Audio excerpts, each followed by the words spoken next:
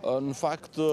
përveç atij debati që u pa me zonjën Kuçana dhe zotin Lisandër Hoxha, të cilët në një farë mënyre e shprehen hapur pa kënaqësinë e tyre edhe gjatë mbledhjes, por më pas edhe në intervista dhe dalje të ndryshme televizive, sigurisht ka pasur po themi persona që ndoshta mund ta kenë dëshiruar edhe më të fortë këtë proces ndryshimi apo ripërtëritje, siç ka cilësuar Sali Berisha, por nga ana tjetër ka pasur edhe mbështetës apo edhe udhëtar të tjerë të cilët e kanë parë me një lloj skepticizmi hapjen kaq të madhe apo kaq radikale të partisë në kushtet ku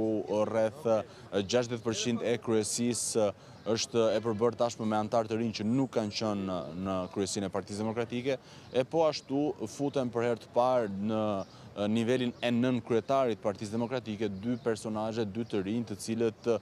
kanë vetëm ndoshta pak vite që janë pjesë dhe të angazhuar me këtë forcë politike. Kështu që në këtë aspekt ka pasur, le të themi, dy lloj rrymash brenda vetë Partisë Demokratike. Një rrymë e cila kërkonte një rinovim më të plotë dhe më tërësor të Partisë Demokratike, rinovim që sipas tyre do duhet përfshinte edhe ndryshimin e sekretarit të përgjithshëm, edhe tek nënkryetari do duhet kishte një rinovim total bashkë me dy tjerë që janë ex officio, pra zotin Bardhi dhe zotin Gjekmarkaj, e nga ana tjetër rryma e cila në një farë mënyre mund ta cilësojmë pak më konservatore, që ka një shikim jo aq shumë pozitiv për prurjet e reja që vinë dhe brenda pak vitesh ose brenda një kohe të shkurtër katapultohen në pozicione të larta drejtuese të Partisë Demokratike. E kuptoj. Mirë. Fole pak për reformën territoriale. Tani, mund të konsiderohet e mbyllur apo prap mund të ndodhë diçka për ta shtyrë drejt konsensusit, pra si të kërkuar që të shtyhet deri në vjesht, pasi më sa pash nga ajo çfarë ke raportuar, ka një kërkesë të socialistëve apo miratim për të shtyrë Komisionin e Reformës Zgjedhore. Po, në fakt për Komisionin e Reformës Zgjedhore kjo gjë ishte e pritshme, sepse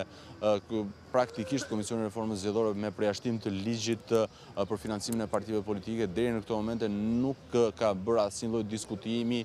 mbi draftet mundshme të ndërhyrjes në kodin zgjedhor apo ligjet të cilat kanë të bëjnë me zgjedhjet. Kështu që në këtë kontekst shtyrja e këtij komisioni ishte më së pritshme dhe ndoshta edhe ky 3 mujor tjetër që do jepet këtij komisioni mund të mos rezultojë i mjaftueshëm për të mbyllur punën e këtij komisioni të posaçëm. Dhe këtë e them nga eksperjenca e mëhershme e komisioneve të tilla të posaçme parlamentare, të cilët rezultatin dhe në konkretizimin e punës së tyre e kanë arritur për mos thënë 6 muaj përpara zgjedhjeve, kanë arritur zakonisht një vit apo në vitin e fundit përpara se të shkohet në zgjedhjet parlamentare. Ndërkohë që për Komisionin e Reformës Territoriale diskutimi është krejt i ndryshëm, sepse ajo që neve pam ditën e djeshme në mbledhjen e komisionit ishte se majoranca socialiste nuk pranoi propozimin e bërë nga Partia Demokratike për ta zgjatur me 3 muaj si një lloj tentative apo përpjekje për të gjetur një rrugë dhe një konsensus